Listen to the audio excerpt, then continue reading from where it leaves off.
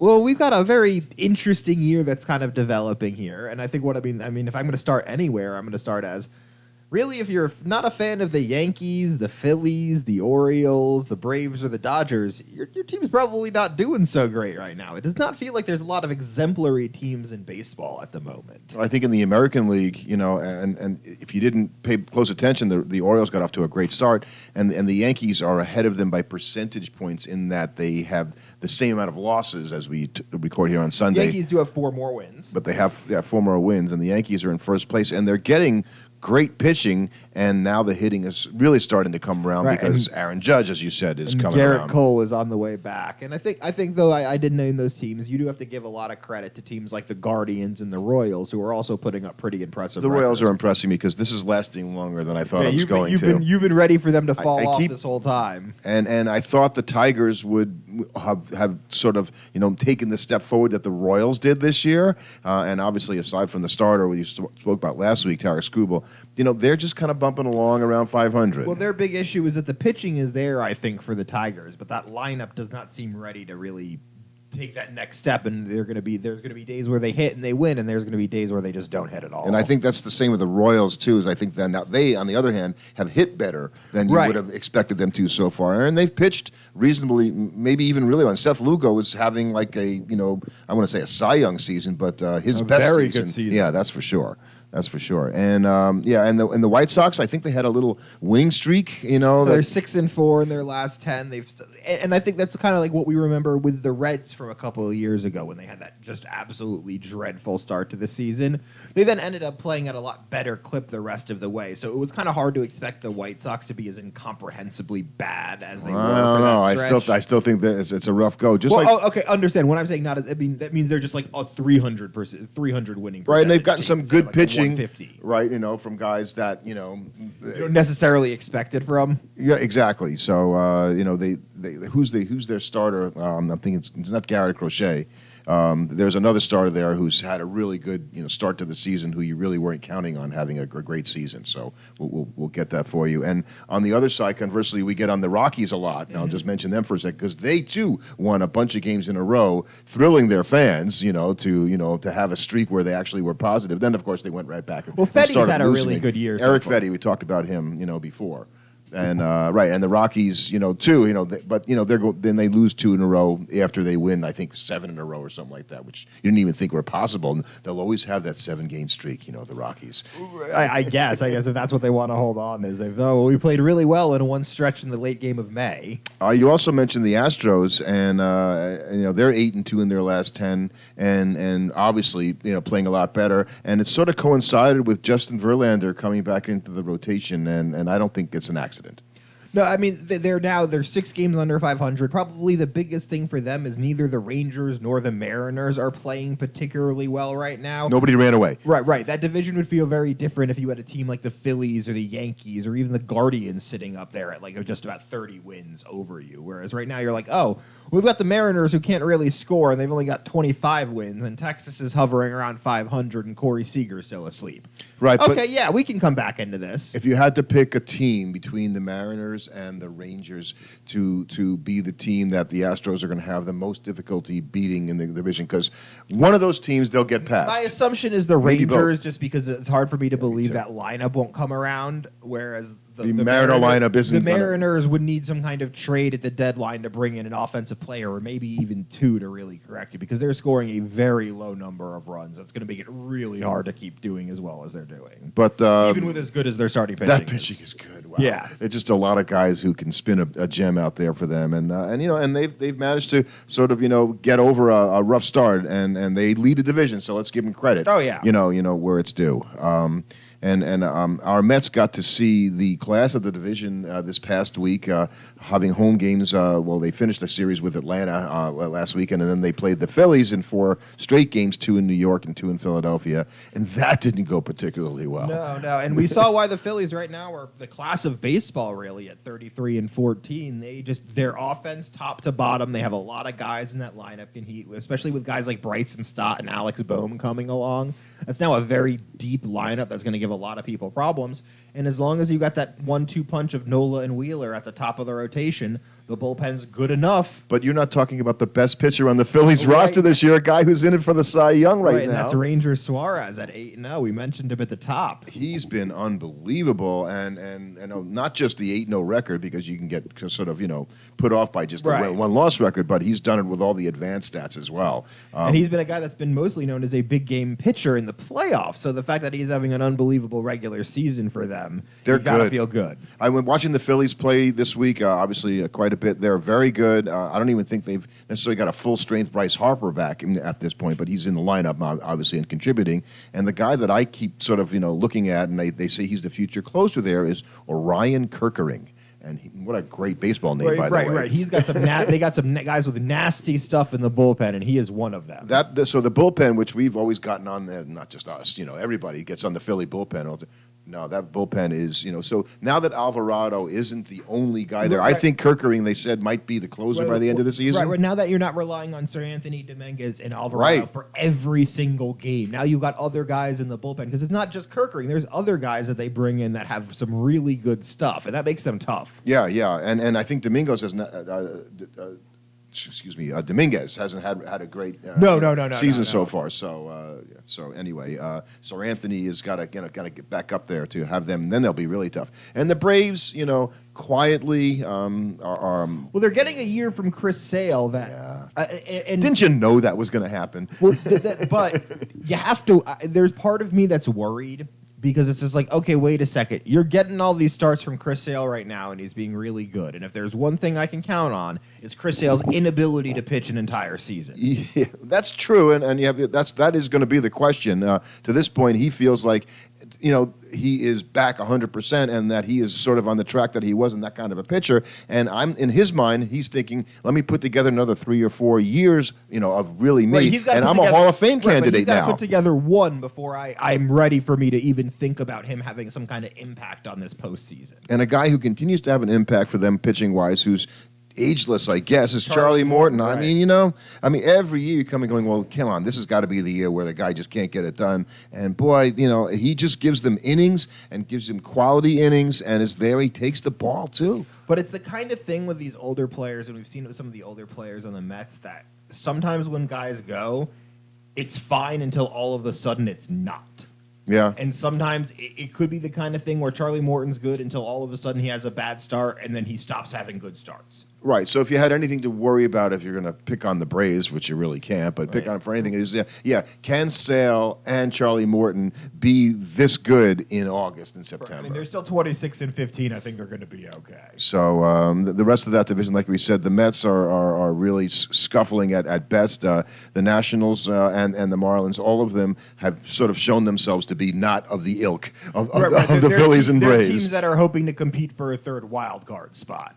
And you could have looked at it from the standpoint as a fan, saying, okay, so where are the teams that have a chance to still make the playoffs? There's 3 wild cards, and you've already got some separation in the National League. Well, certainly. right now in the National League, what you're looking at is you've got really everybody's playing for one wild card spot. That's what I've come to feel as well. Because you've got the Phillies and the Dodgers. They're going to win their division right now. Or the Braves. Or the Braves. Well, the Braves are still decently far behind the Phils right now. But let's say that one of those teams wins, the other is the wild card. And the same thing. The Central is going to be the Brewers and the Cubs the way it looks right now. Right now. Getting the division and the wild card, which leaves Brewers continue to impress me. Nationals, the Mets, the Padres, the Giants, the Diamondbacks. As of right now, the Pirates and the Cardinals, and maybe even the Reds, depending on how generous you want to be.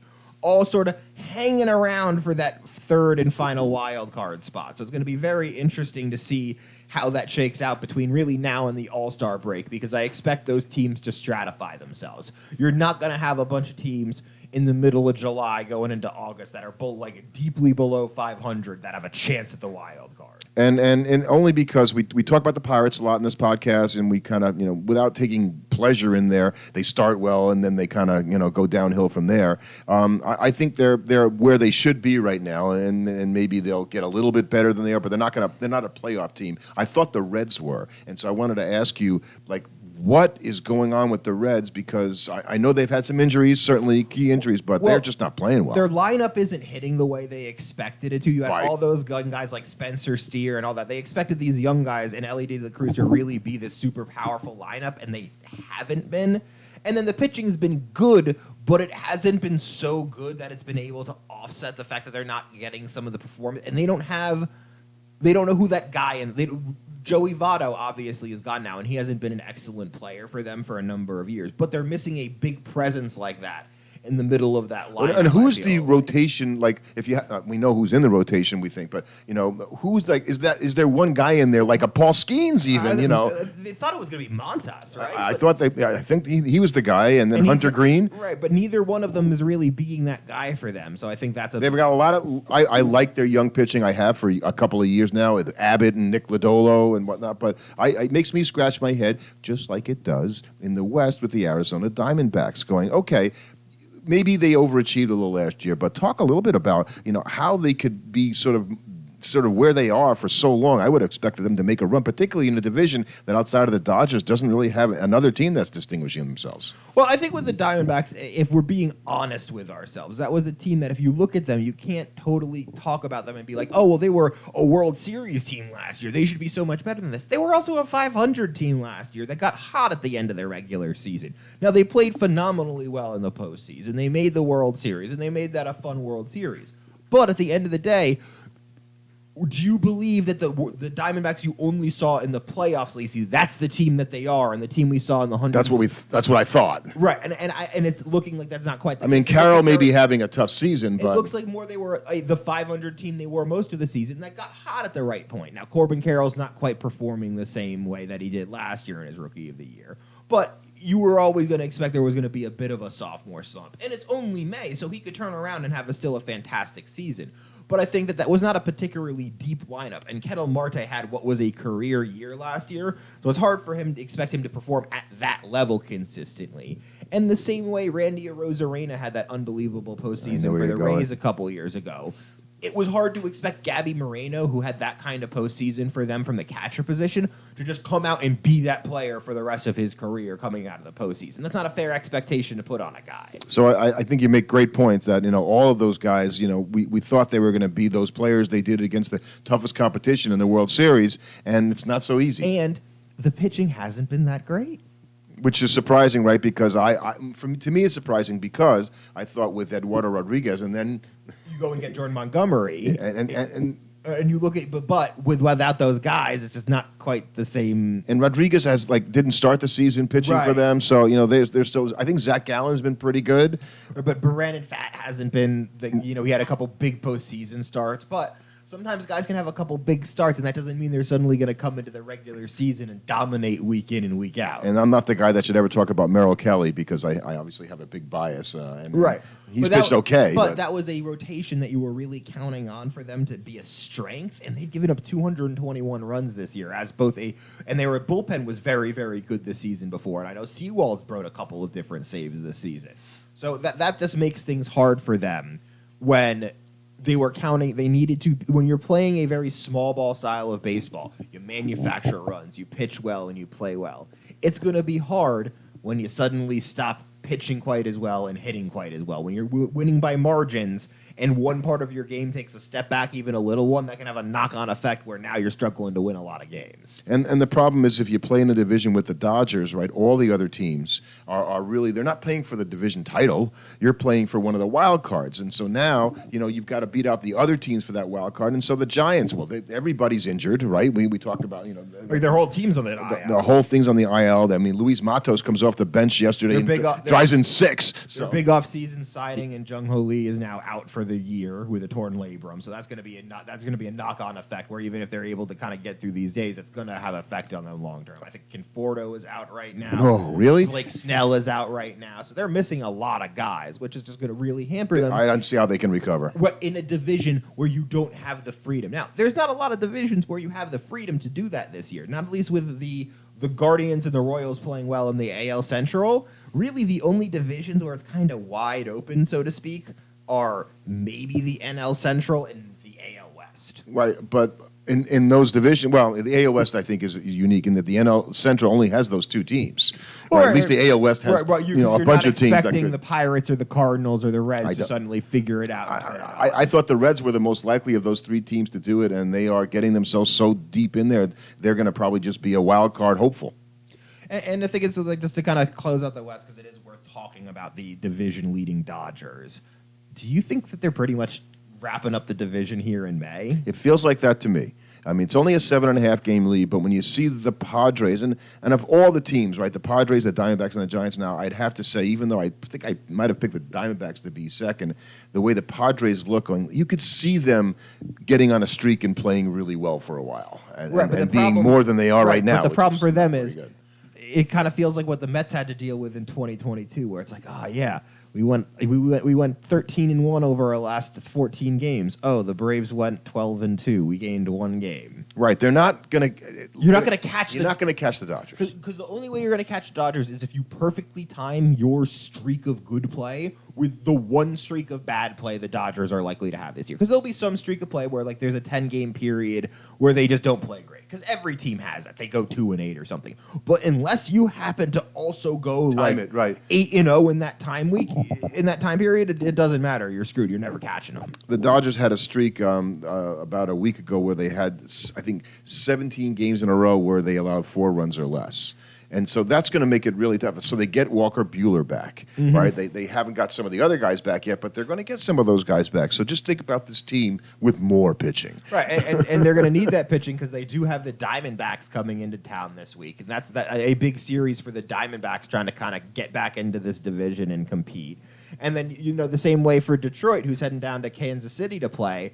Detroit needs to kind of do something. Otherwise, they're going to get relegated to a wild card contention team pretty early on just because the gap that's going to open up in the AL Central might be really hard for a young team to overcome. You believe that the Guardians will maintain the level of play that they have so far, I will stay. I'm a doubter still. I still don't think that they can maintain that. So I think the Tigers and the Royals is a big series because I think one of those two teams is saying, no, we're the other team, besides the Twins. I think with the Guardians, you have to look at them and go, well, if they can keep hitting the way they do, that pitching is good enough to take them far. So as long as that lineup holds up, they're going to be a problem. Right. Did you happen to catch some of this stuff on Shota Imanaga, the Cubs starter, who is now 8-1, and I think the one start he lost was to the Braves when he gave like a run in 5 innings. So he is having a ridiculous start. His ERA is, and this is still important because it's 0.84, which is one of the lowest in the history of Major League Baseball. Through his first 10 starts. So he's reminding me a lot of the impact that he has that Fernando Valenzuela had when he came up that year, like this guy who hadn't pitched before in the league. He's a 30-year-old rookie, but we talk about right. Let's not say that. I think the bigger thing for Imanaga is that 6 of his 8 wins have come after the Cubs lost a game. So that's really big for helping a team when your best pitcher can go out there and keep you from getting on losing streaks and stacking up losses right after another. It means he comes out, he wins for them, and he gets them back on the right track, which has been hugely helpful for them and probably a part of the reason why they're at 26-21 right behind the Brewers. And here's the stat that I love about him. So he's had 9 starts. He's had 9 walks for this season. That's a big deal. And as a team that we watched, the Mets pitching staff were a big weakness. They walked the world every game. They walked a lot of guys. It really hurts. Putting free guys on base really hurts you. And as long as now, we'll see if hitters adjust to him. If they know that he's always, I think there will be some adjustment. He's going to get hit up. But it sounds like he was for a guy that people were concerned about his advanced peripherals. He's really showing out, and he's got to be. People were talking about could he win Rookie of the Year. I think you got to be talking about is he going to win the Cy Young? Yeah, exactly. That's a great point. And Yamamoto, who was supposedly the better of the 2 Japanese, pitchers being signed, is doing okay, but he's not doing as well as Imanaga. Exactly. And nor at this point, I don't know how he'd have to do this all season to get in the running. But Paul Skeens of the Pirates, did you see his second start? Struck out 11. Yeah.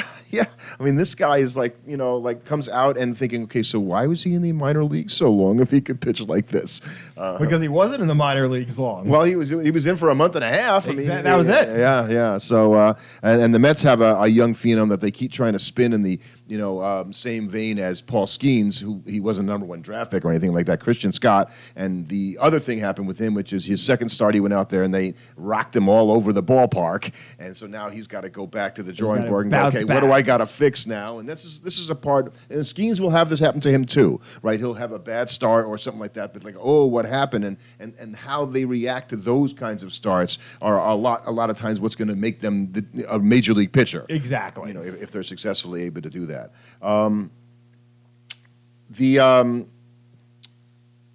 The other series this week that strikes me is a first place series between the Mariners coming to New York to face the Yankees, and I call these Mariners the first place team because they are. But the number of series this entire week when I had to go and say let's look and see what kind of series, there are a lot of bad ones again. And that's not necessarily because it's bad series, but just because there's not a lot of good teams in baseball right now. There's only so many teams with winning records. So, if there's only 6 or 8 teams that have a winning record, you can't have that many series between winning teams. Right. So Texas and the Twins, well, one of those teams has a losing record, the Rangers. But they're still the Rangers, are the world champions, and they're going to Minnesota, who had a nice run, and then they kind of fell off a little bit again. And Jalen Duran blew a save the other night. Right.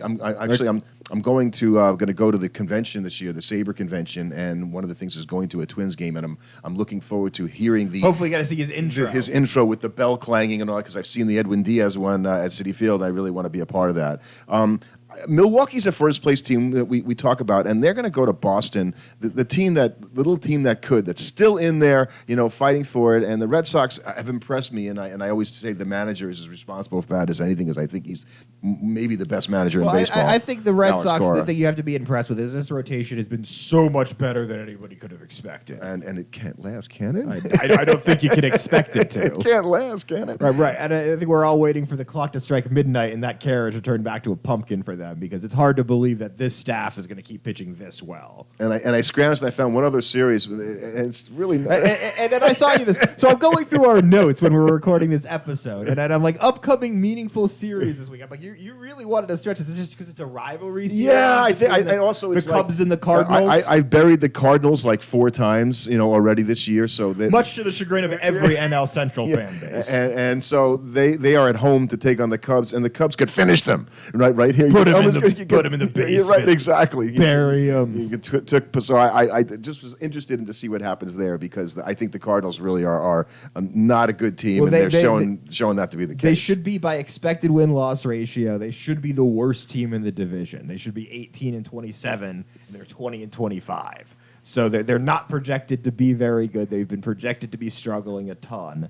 So it'll be interesting to see if they're able, and I don't know what this team does with an aging Paul Goldschmidt and an aging Nolan Arenado, because it doesn't feel like any of the prospects that they've brought up these past 5 or 6 years have blossomed into any kind of player for them. I think that's a fair thing to say. And the thing about Goldschmidt is, I read a whole thing on him, like he turned 36, and they went around and talked about these other players, like when they hit 36, they really did hit the decline. Like not everybody can go, and be David Ortiz. And I mentioned this earlier in the podcast. When guys go now, it is all at once, and it is significant. You don't see guys sort of having like a gradual decline where it's like, oh, well, he hit 330 homers one year, and then the next year, well, he only hit 285 and like 28. No, it's like he hit 330. The next year, he hit 240 with like 15 home runs, and he was a liability in the lineup every night. And it goes like that. We'll do this for the next podcast if we can remember. Is if you look at Goldschmidt's last 150 games, right? Because from the second half of last year till now,